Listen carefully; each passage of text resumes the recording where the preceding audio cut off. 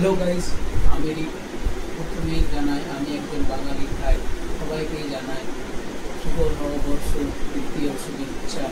আজ থেকে আমি শুরু করছি আমার ফুড ব্লগিং জার্নি, যার নাম পুরুলিয়া ফুডি বয়। বাইরে আমি পুরুলিয়ারই ছেলে।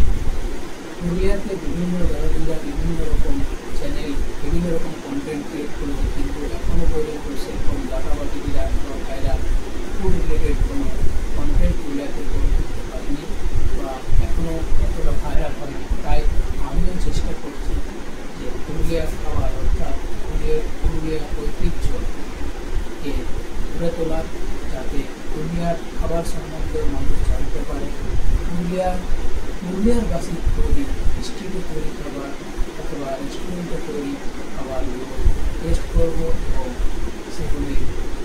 সেগুলি যাতে পুরুলিয়ার বাইরে থেকে আসা মানুষ অথবা পুরুলিয়ার থেকেও যারা এখনও টেস্ট করতে পারেনি তারা যাতে এসে টেস্ট করতে পারে অর্থাৎ জানতে পারে খাবারের সম্বন্ধে।